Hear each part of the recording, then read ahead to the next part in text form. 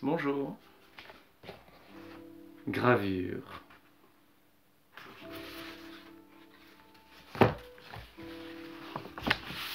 Ça, c'est une plaque de cuivre qui a été gravée il y a quelques années.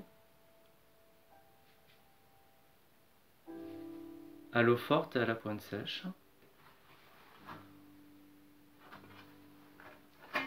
Et voici en fait le tirage. En général, on les enveloppe dans un papier pour savoir, parce qu'on a beaucoup de plaques souvent.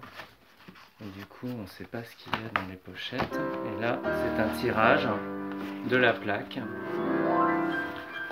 je vais essayer comme ça, comme ça.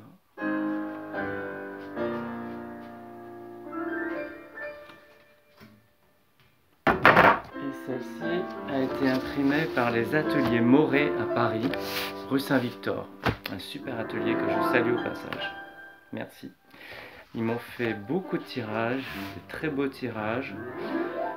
Et puis depuis quelques années, on est parti vers la couleur. Beaucoup de couleurs.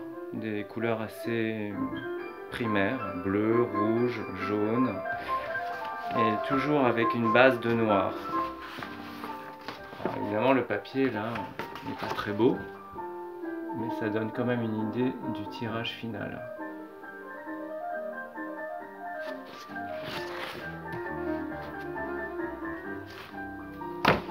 Et du coup, voici la plaque qui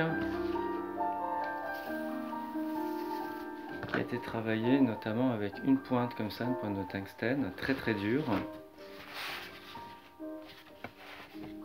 Et de temps en temps, comme ça, j'ai envie de retravailler cette plaque en forçant sur les creux, c'est-à-dire en creusant, en incisant avec cette pointe de tungstène. Et là, j'oublie mes lunettes. Donc c'est un travail très consciencieux, très long, il faut être patient, il ne faut pas avoir mal aux vertèbres.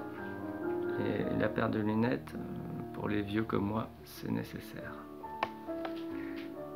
Bon, voilà, je ne vais pas travailler en direct, mais voilà.